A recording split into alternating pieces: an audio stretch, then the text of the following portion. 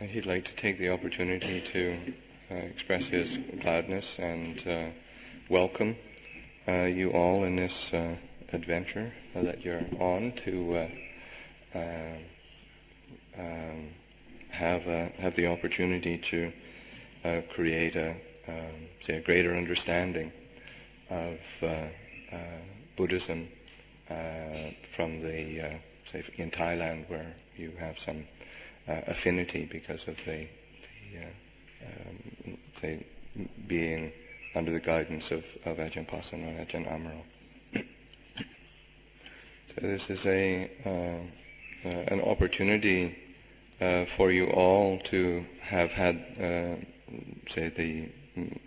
chance to come into contact with the Buddhist teachings because of the encouragement and determination, loving kindness of the various teachers to set something up, and the lay people to support the coming into being of a monastery in America.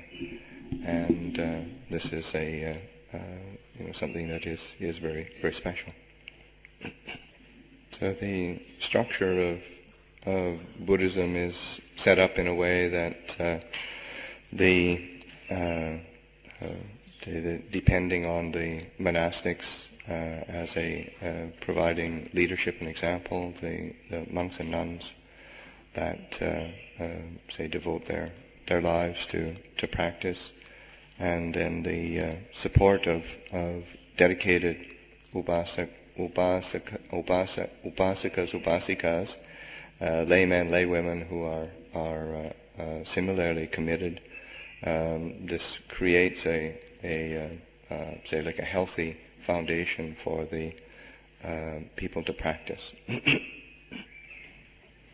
so that we rely on the foundations of generosity, virtue, meditation as a basis in practice. What this does is give one the kind of stability to be able to understand oneself more clearly and have a returning to the roots of one's sort of internal refuge. So what we call the Dhamma is it's something that brings us to a place of coolness and happiness. And as we practice, as we train, it's something that we all both require and seek.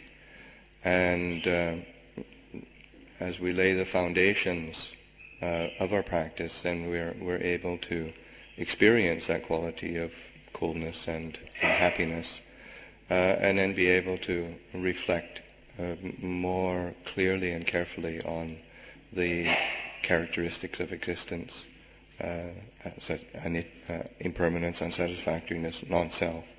As we reflect and investigate, then we're able to enter into the Dhamma more fully, more completely.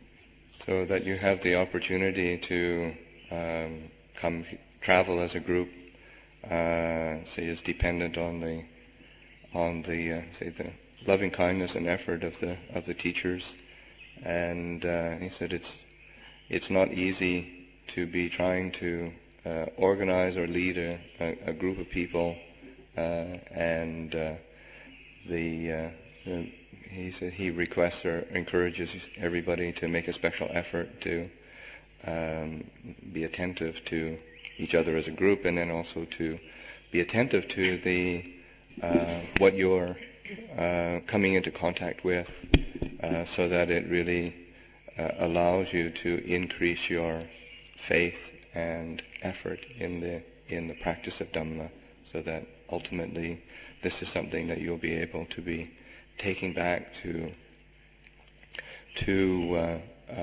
America with you, back to the West, and back to your practice and back to your communities.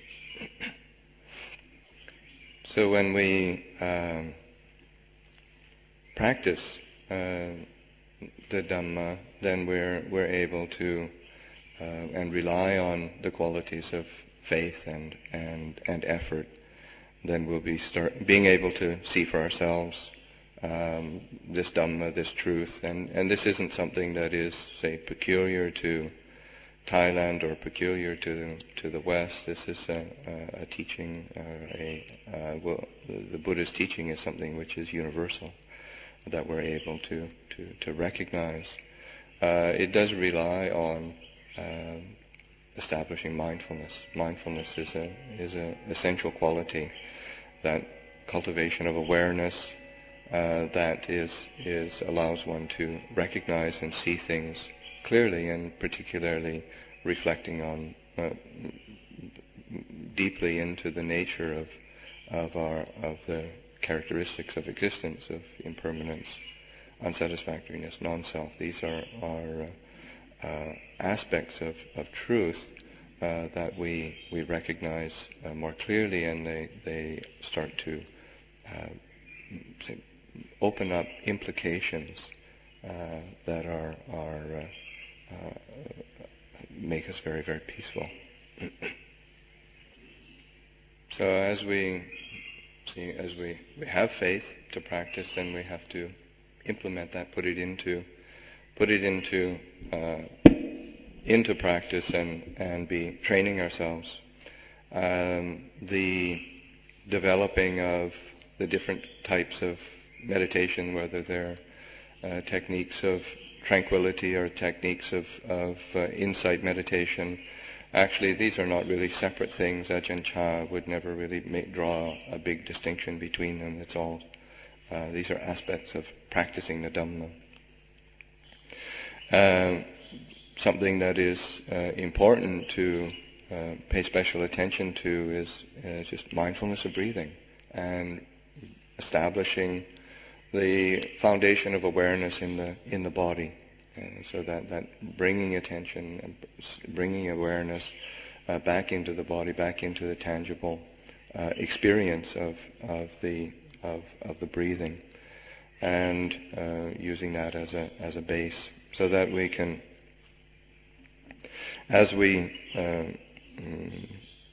put forth that effort, and this is something that Ajahn Chah similarly emphasized, that in order to experience the fruits of practice, then we have to put forth effort. We have to be diligent in the practice. And but as we do put forth effort in the practice, and we find that a natural result is that the mind becomes more peaceful. There's a sense of joy arises in the mind, and a joy in the Dhamma, joy in this truth, in the teachings of the Lord Buddha.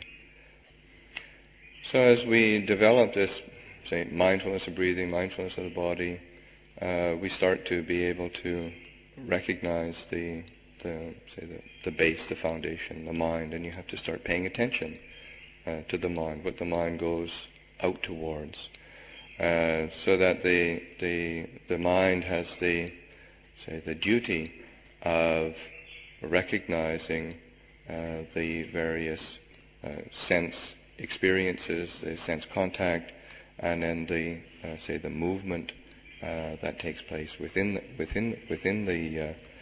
mind, so that this awareness of the mind then is able to recognize sight, sound, smells, taste, touch, mental objects, and then is able to recognize also the movement towards liking, disliking, wanting, not wanting, the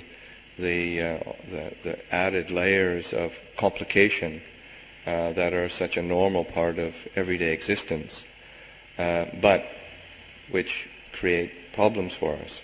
So that as we recognize more clearly, and until we are able to have a consistency of mindfulness and a stillness, a tranquility of mind, clarity of mind, then we'll still get caught up in the reactions, in the sort of the movement of the mind. So that we need to be diligent. Our diligence is in the cultivation of awareness and clarity and stillness, so that we can recognize that movement and then not get caught up in it. So the development of awareness and mindfulness, as we investigate and recognize, we can see how the mind goes toward those reactions of, say, gladness and sadness, and the liking and disliking. And that in itself is the sort of the extremes that the Buddha pointed to as outside the middle way. That when the mind goes to gladness, liking, that's essentially the Gama Sukhalikani Yoko, which is the extreme of sensual indulgence from the very first teaching of the Buddha. When the Buddha pointed out the Four Noble Truths, that was the extreme, one of the extremes that the mind goes to, that keeps us from experiencing truth and keeps us suffering. When we experience disliking, not wanting, that in itself is the Attakila Matani Yoko, the extreme of I can't remember how to translate it, but you all know it. That extreme of the movements of the mind is keeping the mind out of balance.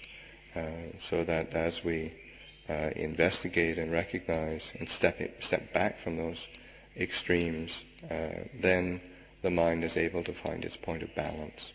As it finds its point of balance, then we can truly sort of enter into the peace of the Dhamma. So as we, say, investigate and cultivate this awareness that comes to a point of balance, we start to recognize and it's important to, say, investigate the point of that all mental formations, all physical formations, body, mind, are all impermanent, all changing.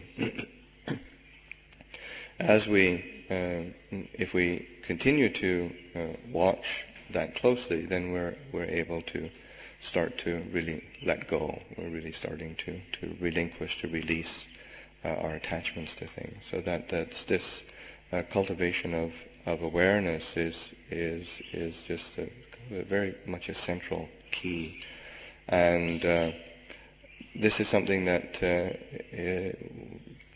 be practicing, developing.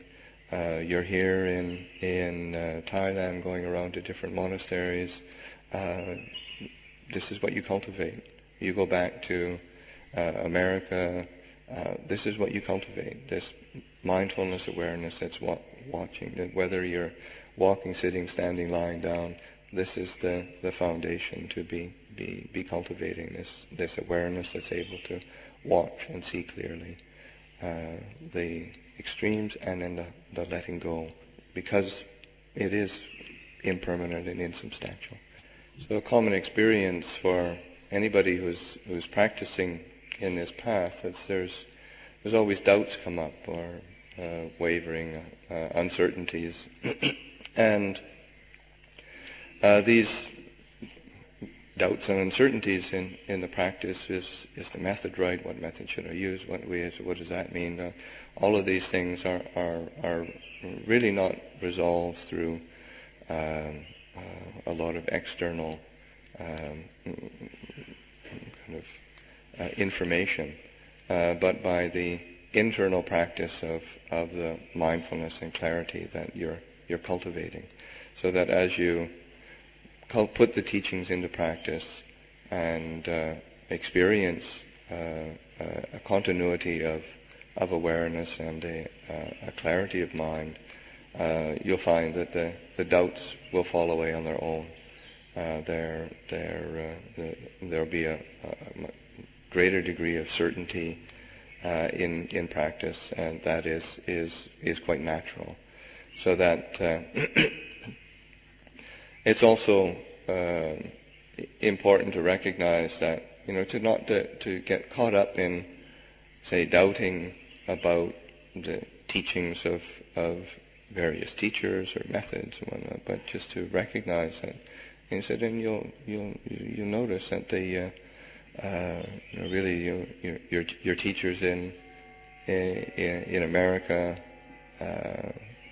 Ajahn Pasano, Ajahn Amaro, basically they're teaching you to be mindful and relinquish. You come here to Thailand and you go to various places, and that's what you're going to get. That's the teaching that you're gonna get. It's this, because this is really the way to this cultivation of mindfulness, the developing of a stillness, clarity of mind, in order to see clearly the true nature of things, and then be able to relinquish and let go. That's it. So he said that's probably enough for now, but he'd like to give the opportunity to open it up for questions if anybody has any questions they'd like to ask, or open it up for discussion. Yeah.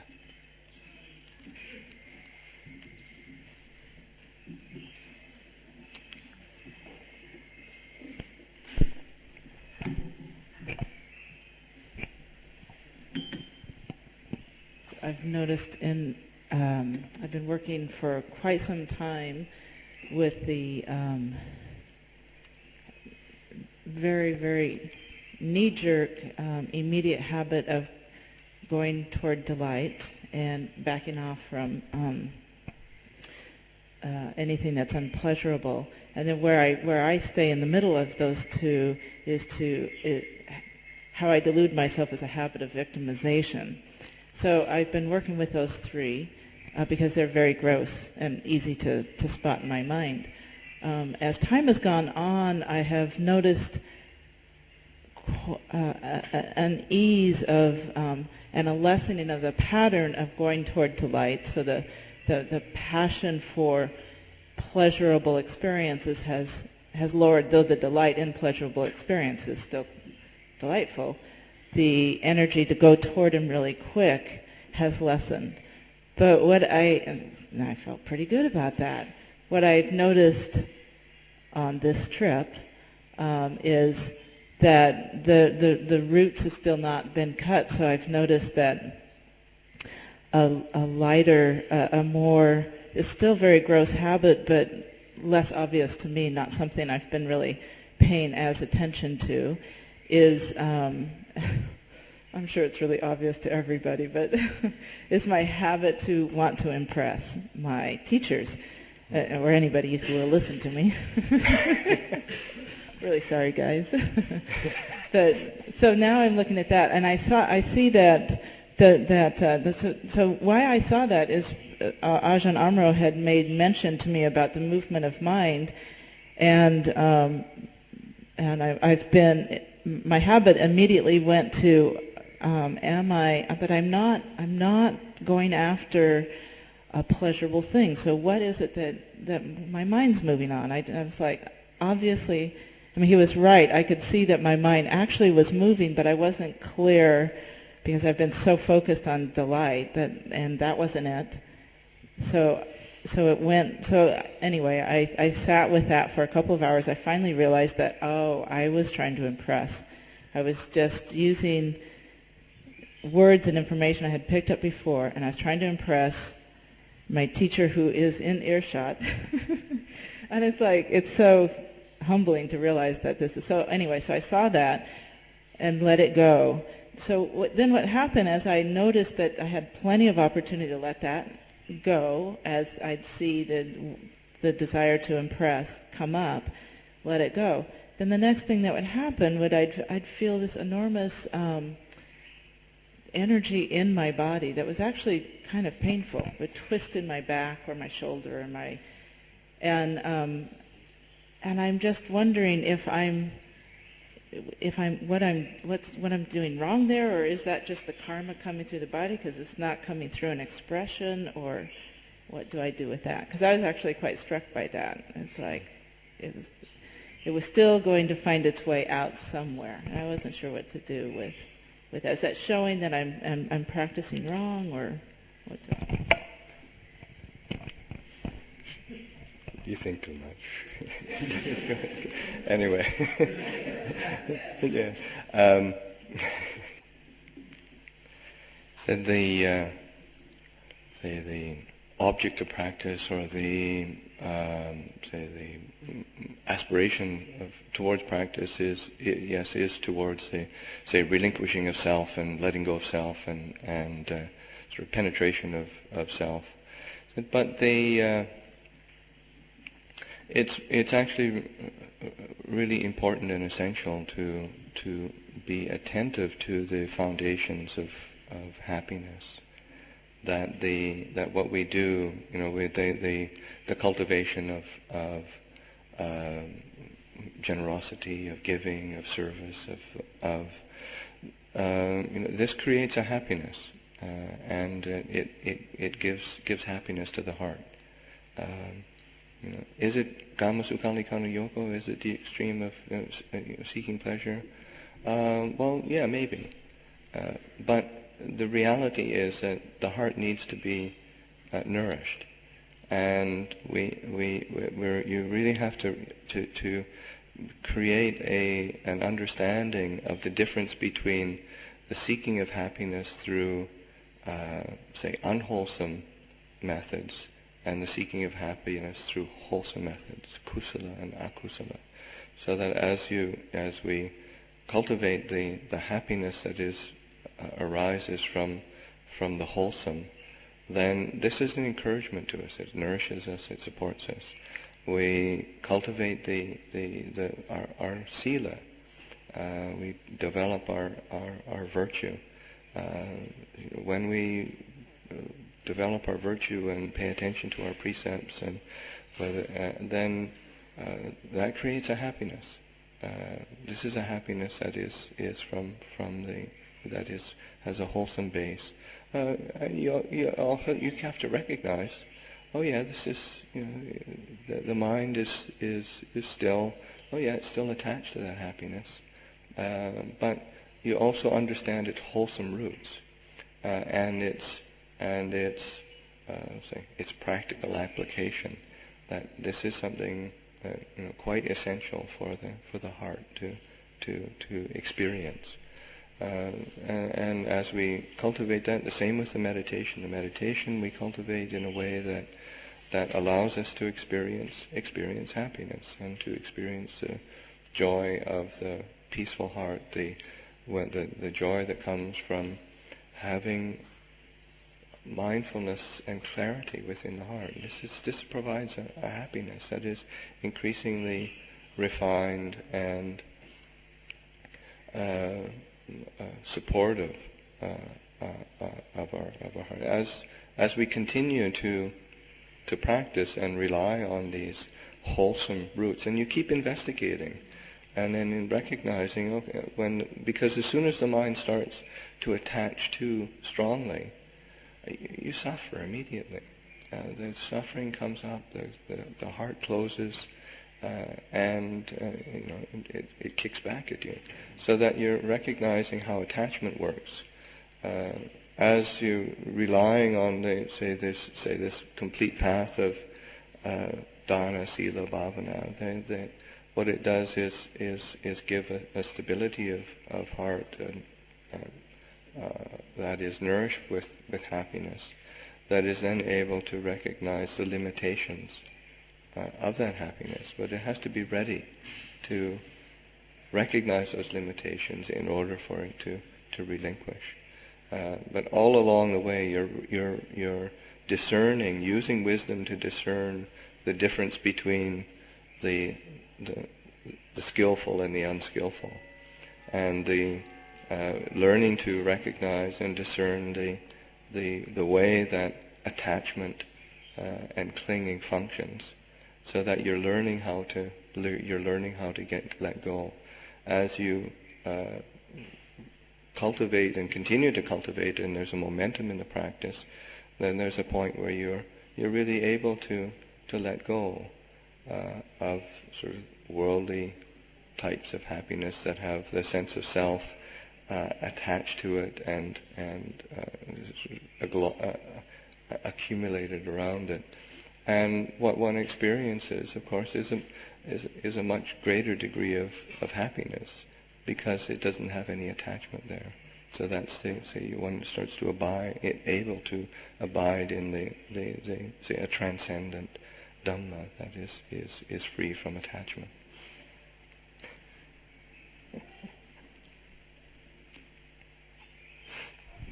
Yes, Kat.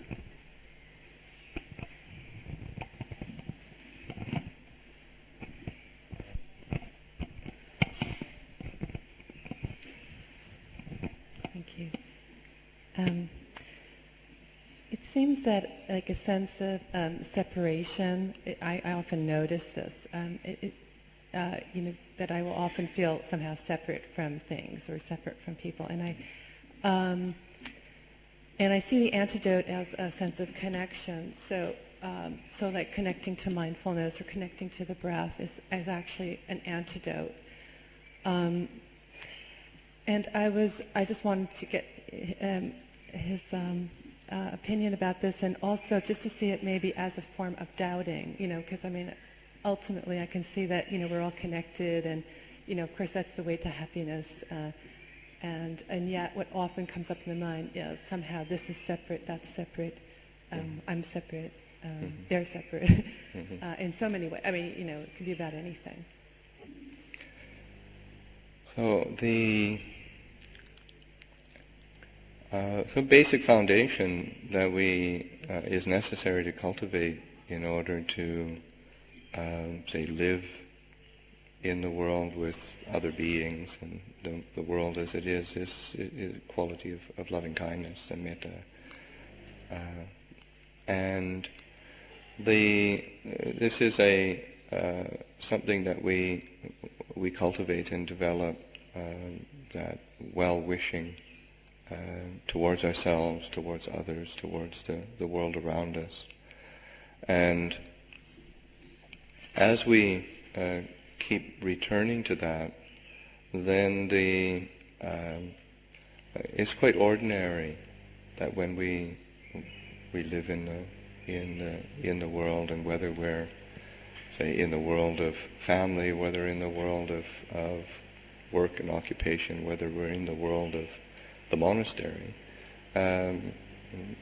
we have separate lives and separate feelings, but it has to rely on, let's say, the glue for harmony or unity is that intention or volition towards loving kindness and that quality of well-wishing and caring, kindness. So that quality is also nurtured and supported by our commitment to virtue. And as we are well established in virtue and a quality of restraint, non-harming, and we might even feel like lashing out or whatever, but at least the precepts give us a container where we're not following it, not getting caught up, and as we understand and take delight in the benefits of that container of integrity and virtue. Again, that we experience a quality of well-being. We always have to rely on mindfulness, and that the mindfulness, the continuity of awareness, the ability to sustain reflective investigation of the circumstances that we're in, and being able to separate out what is wholesome, what's unwholesome, what is because it's again it is um, ordinary or normal that we live with very different people and circumstances, and there isn't an evenness on that in that realm, in that area. The evenness much more comes from the internal quality of mindfulness and loving kindness. Time? Yeah, he's sending them off to receive food, and so he said then just he's giving you the time. He's making it.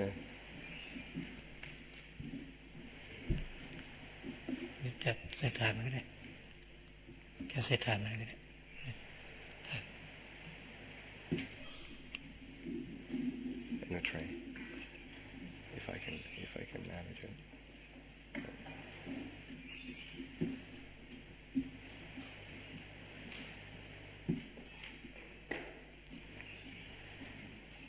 Sure, go ahead. One of the things I appreciate Ajahn's thoughts very, very much, and what stays with me, both from your teaching and so many of the disciples of Ajahn Chah, is the emphasis on the relinquishment and the non-attachment, and so that one sees over and over again the relentless picking up of things and identification. So I find that very helpful practice, and certainly work with that. I also have friends who emphasize sort of the non-dual approach, where it's more a case of finding the peace and staying there, not picking things up in the first place, like working in that direction. And I've resisted that. And I think that there's some very important truth in that, and I just thought that Ajahn might have some thoughts about how to reconcile these two approaches that might be helpful. He said the purpose of practice is the end of suffering. And the purpose of letting go is to be able to drop suffering. And as we see the ways that we suffer, then we have to learn how to let go of it. There's one occasion when Ajahn Anan was with Ajahn Chah, and somebody asked Ajahn Chah, what's the fastest way to enlightenment? And Ajahn Chah answered, well, the fastest way is not to do anything at all. And he said that the answer was it's kind of a flippant answer to a kind of an insincere question. But also in speaking with Ajahn Chah and in reflecting, that the answer has two levels. So that the flippant sort of answer, but then also the very deep meaning to that is exactly the same. That what is the fastest way to enlightenment? Well, you don't do anything at all, and because the nature of the mind is that there is this purity, there is this illumined heart which is free, which if you don't do anything, there it is. He says, which is a wonderful theory. So but is that actually how we relate to experience? You know, is that actually how people live their lives? So then, if that is, if one doesn't live from the enlightened mind, then what do you do? So then what you do is you have to start recognizing where is the clinging, where is the suffering, how do I relinquish it, how do I let go of that? And that is say the nitty-gritty practicalities of working with Dhamma practice, is that you have to start recognizing, oh yeah, there's selfishness there, there's kind of stinginess there. Well, you work with generosity. Oh, there's anger, there's irritation. Oh, you're working with loving kindness. Okay, there's sort of impetuousness and whatnot. Okay, you're working with patience, and all of that you're having to relinquish and let go of that which is causing suffering, so that in the end, where one ends up is in a place of, as one increasingly is able to let go, to put down, and not pick up again, then the mind experiences a tremendous emptiness and clarity.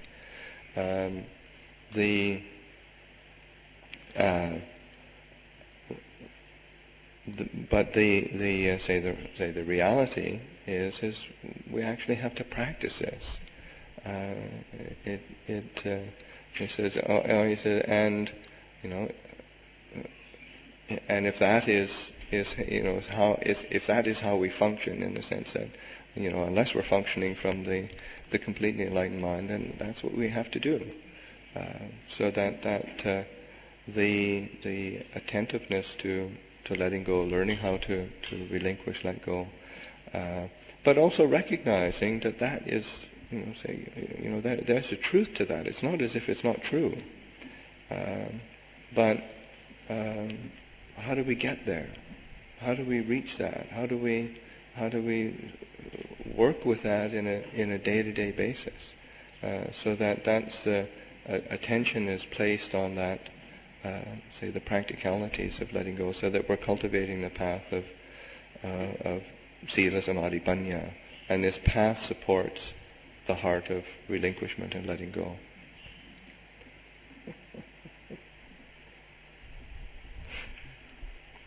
เข้าใจไหม You understand? Yes, it's incredibly helpful. ก็เป็น It's a practical, I think the relinquishment is such a practical approach. The other seems unrealistic to me. But I can see that there's truth in it. So he said, you keep practicing letting go, and whether people sort of, whatever they say about it or don't agree with it, then you just keep practicing letting go.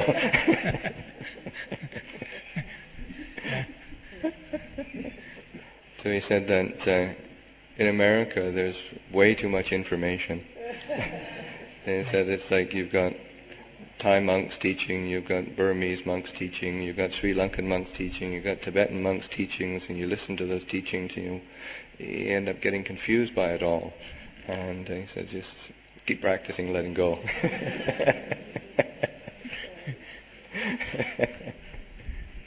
So he said, all of the different teachings, I mean, this is where they end up, in the sense of the development, the basic overarching principle of the Buddhas of sila, samadhi, panya, virtue, meditation, wisdom, and then arriving at a point of relinquishment and letting go, freedom. It comes together at this point. All these different teachings. They said, try not to get too caught up in doubts and worry, because even though it's quite natural to doubt, he said, my generation of practitioners, we all had doubts. The people who practiced before that all had doubts. And it's quite natural for to be having doubts. But it's just so important to be able to discern. Okay, what are the practical ways to train the heart so that the mind doesn't get stuck or caught by that doubting.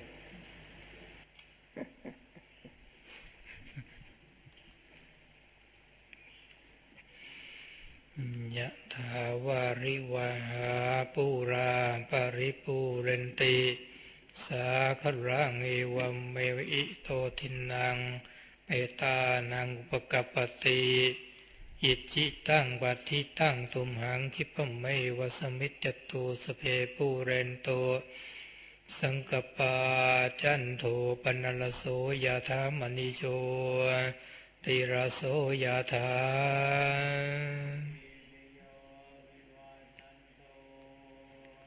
สัมภารโรโควินาศตุมาเตภวันวันตรายโยสุขิติกายุโกภวะอาภิวันทนาสิลิสานิจังอุตปัจจายโนจัตตารโอธรรมาวันเตอายุวันโนสุขังภะรังอายุโทภละโททีโลวันโทปฏิปานโทสุขัสถาตาเมธาวิสุขังโสอธิคาชเดอายุงทัตตวาพลังวันนังสุขันจะปฏิปานโตทิคายุยาสวะ